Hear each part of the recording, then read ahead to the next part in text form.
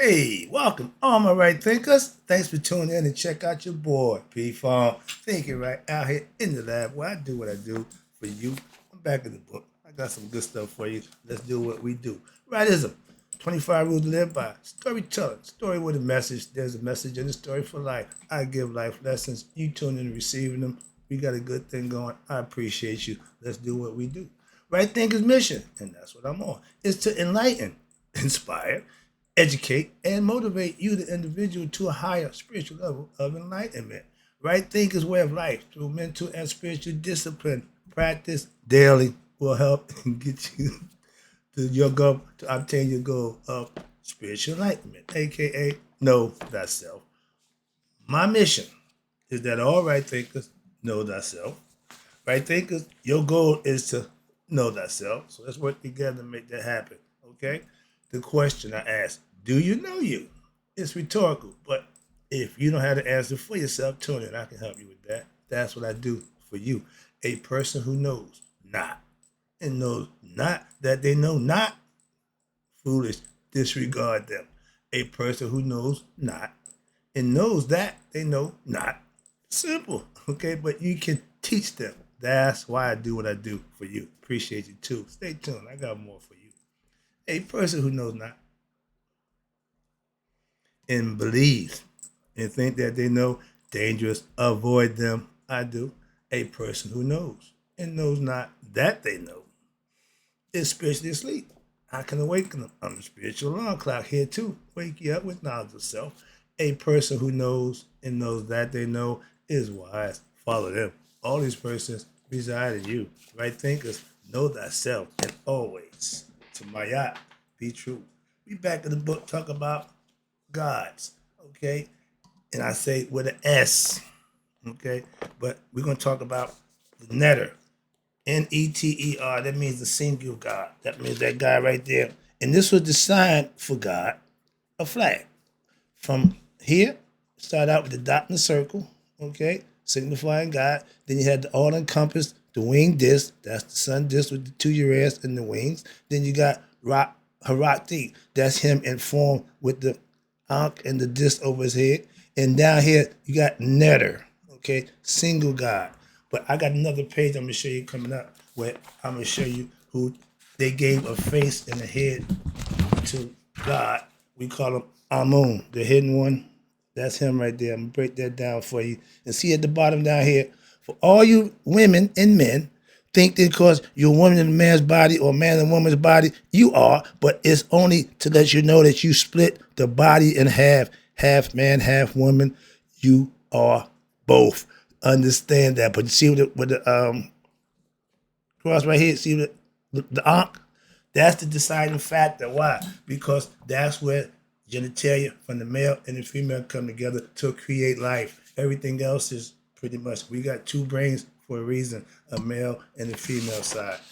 Good, bad, right, left. Don't make a difference, but it's based on duality. That's what Mayat represents. We're going to talk about God, though, which is Amun. We're going to get to him. So, right thinkers, let's talk about who are the gods, the netters of creation. A lot of y'all, if you've been following me, you heard this before, but this is a lesson for those who haven't. So let's go. The great God inside the common folk. That's what that netter sign means. It ain't for the hierarchy. It ain't for the rich and famous. No, it's for the common folk. God is there for everybody. I don't take right thinking to places with, no, I take mine to the street. I got a platform right here. So I ain't got to do a whole bunch of competition and compete with a bunch of nonsense. I just do what I do for you. Let's go. The netters, we call them netters. God, again, are cosmic. Listen, this is the part a lot of people don't understand. They're cosmic forces throughout and in which the universe operates. We call it nature. We call it what God is control of all of that. That's the macro, the big picture is the universe. The micro is the little picture, us human beings. Everything that's in there and out there is in us. Trying to make that point known to my ignorant people who thinking a whole bunch of nonsense. Get the truth, understand it, and you'll be fine. Moving on. I'm trying to do that for you. And they are to be thought of, watch this, as expressions of the divine will of the one supreme God. Sorry, of gods. Why? Because he's going to emanate more gods. The supreme being, we say Neteru. The netter of netters. I mean, he's the God of the gods. So they see the phrase Neteru. I got that coming for you too. All right. But the netters do what? They keep the divine order. They are forces, they're concepts, principles in the universe of nature, and it operates the great plane of nature. So God is already in his creation. Still early, okay? And understand this. To promote development and evolution of what? All creatures that's in the universe. That includes us. There we go. Watch this. Now, the netters with the S, the netters, they follow the dictate of God. They don't have their own. No, Shu is just air. He gonna be air. He ain't trying to be moisture. He ain't doing nothing but God instructing him. This is what you are. This is who you are conceptually. And what happens? They act in a set way. They have on a team. Everybody have a role to play. Nature's the same way. That's where it started from God. And it's prescribed by what? The Neteru. They cannot act independently. They cannot do their own thing of the order set by who? God. They are expressions of that order from God. Now, before I get into the next lesson, I'm going to show you Amun again. I'm going to break that down for you right there. And anybody know about astrology? The ram, Aries, which is my son. That's the first sign of the Aquarius, of the zodiac, the head. And they show you the head breaks all the way down to the feet. I'm a Capricorn. I'm the knees of the body. So it's another phase. Symbolically, it's a beautiful thing. But those are all lessons that your supposedly intellects learn. It's knowledge that anybody can learn and use. Why? Because it works. That's why. Moving on. Above, I just showed you the Egyptian creator god, Amun. Also spelled Amen or Ammon, depicted in the form of a ram-headed human. Zoomorphic form. They gave the ram qualities to Amun. Why? Learn the qualities of the ram. They knew that. That's why they gave it to him. And you'll understand why. Hello? Every animal has a gift from God. Every human being has a gift from God. God do not give nothing he put into the world. Everybody he give or he give life to has a gift to defend, to protect, to go get. Moving on. That's how they had it, and they understood that. But they used the ram-headed human.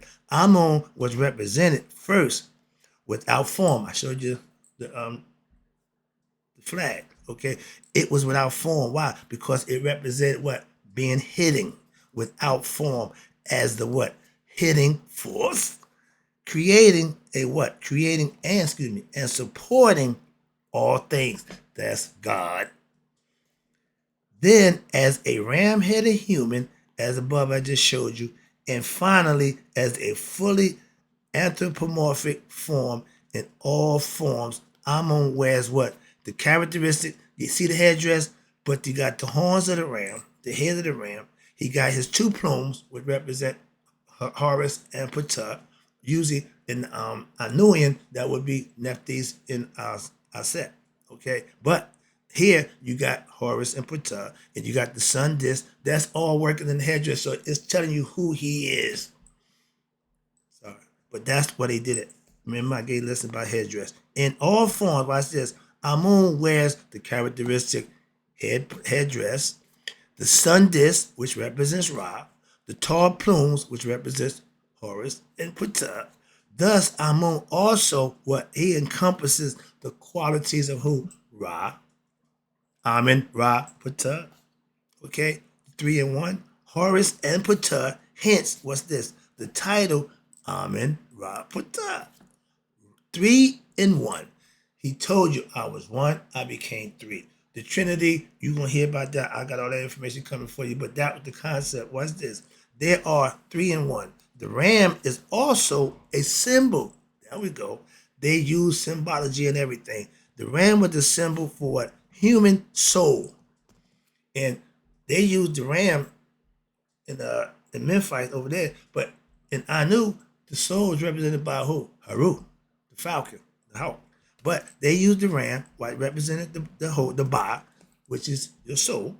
Therefore, the true identity of what? Every human soul is not the individual ego personality, me, I, who identify with. That's not who you really are. But you are Amun, or the universal Ba, meaning the spirit that runs everything is the spirit that runs you. So you're connected to everything conceptually. That's how they did it. That's the concept. And when you can study, learn, and understand it makes a lot of sense. Let me show you now the great he, she. That's us, man and woman. Okay? They break it down for you right here. That's the Indian god. And you see, one side is male, one side is female.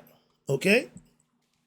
Again, the symbology behind it, it says the goddess Ardhanari, Ashwara from India, and the androgynous. Androgynous means male and female. How about that? Both sex. Androgynous spirit. The spirit don't need to be male or female. Why? The body does.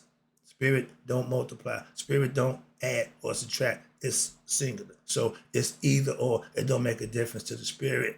There's no sexual activity going on in the next level. The body is for the sex, for the human to procreate, reproduce.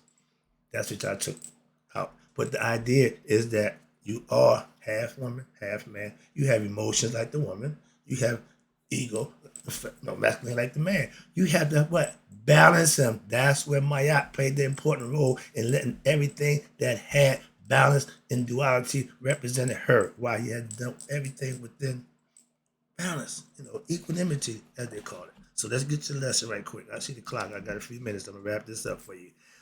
The netters, we call gods. They represent aspects. I can tell you that. They're aspects of God who what? Who operate in the universe. He controls everything. And even is in us.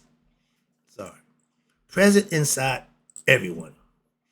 You must realize and what? Develop by us for what? Our spiritual journey through life. We call it the spiritual path. We are spiritual beings having a human experience. We have to become conscious of who we are.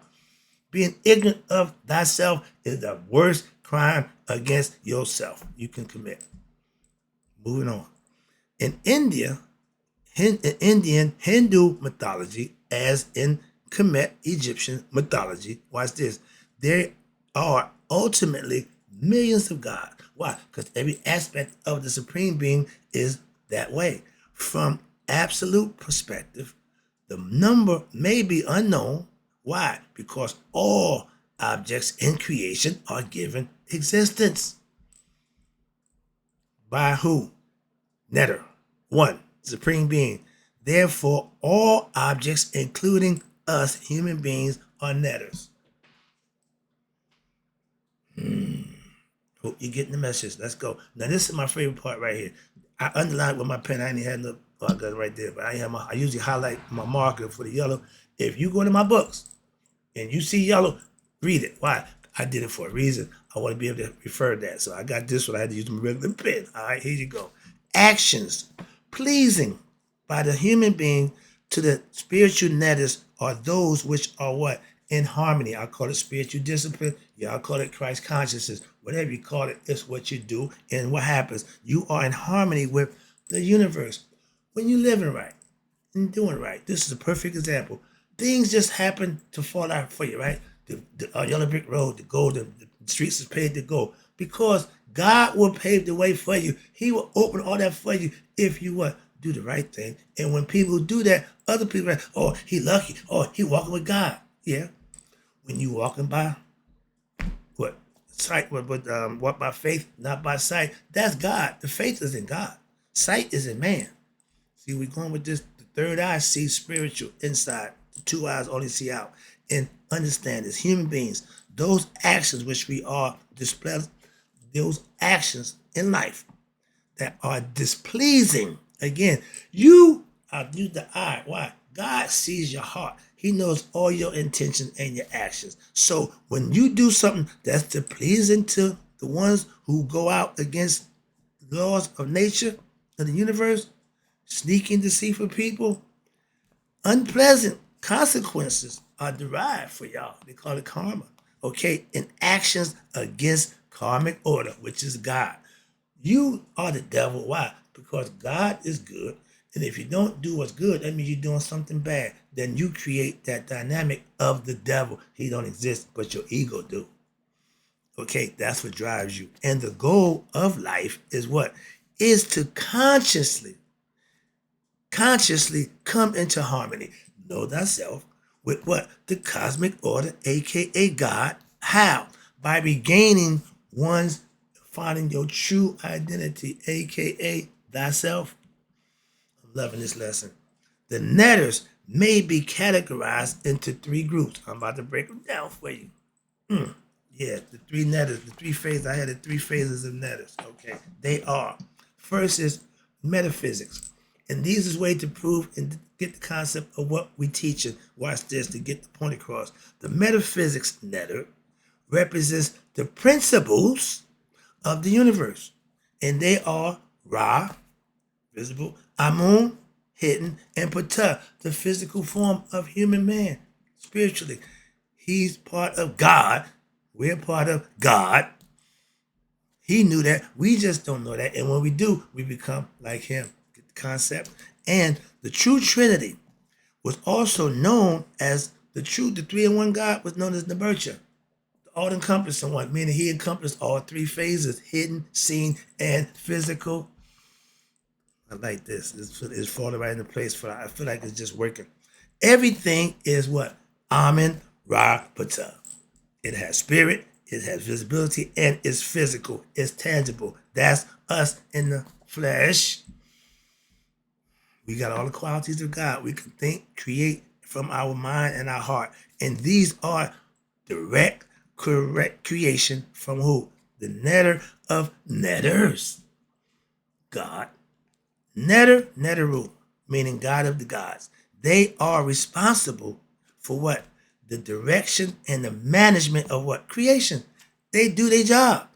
Mayat puts everything in order. Everything's run why? Systematic, everything order. That's Mayat. Chaos before Mayat come along, everything was haphazard. It was anything could happen. It's all possibilities, but she brought the order. That's why I show her respect daily. That's my way. They are responsible for what? The direction and management of creation at when? Every moment. Previously discussed, we talked about it earlier in the chapter of Egyptian physics. We talked about that. Everything runs on autopilot. That's Maya. Next one is the cosmic netters. Cosmic netters are seasonal.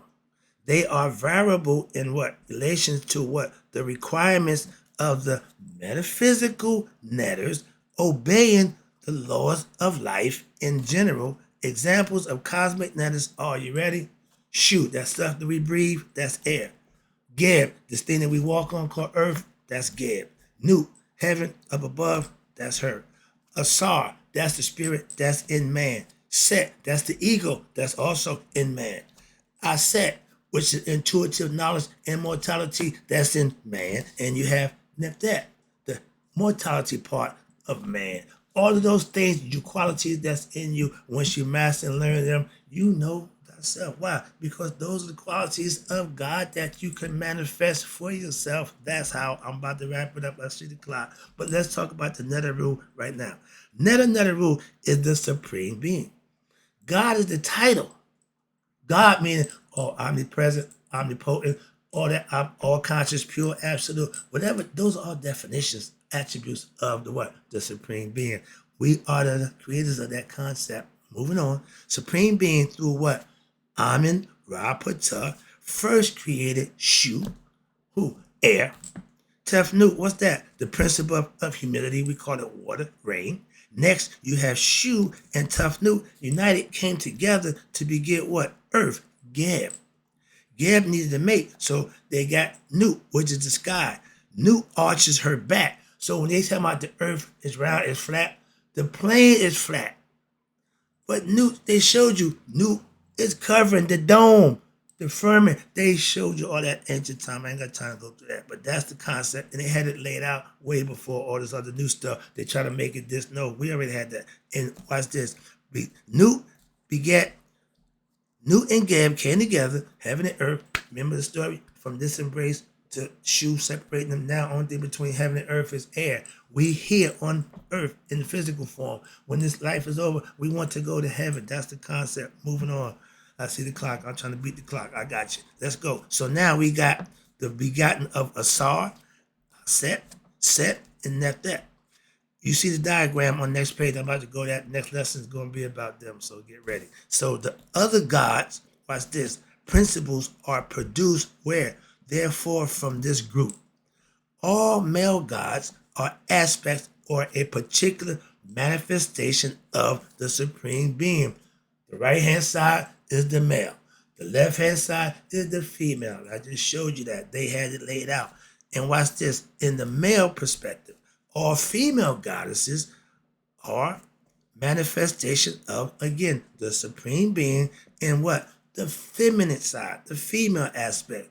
Male cannot, listen, the male cannot exist without female and vice versa. So I asked the question, when it comes to coming together and making a baby, who's more important? That is the only time in nature, is the only time a 50-50 deal is good. If you're in business, 50-50 is not good. Nature, 50-50 is the way it is. Male and female, nobody's no better. So who that came up with that idea, women got to submit to the man? Not the woman, but that wasn't her idea.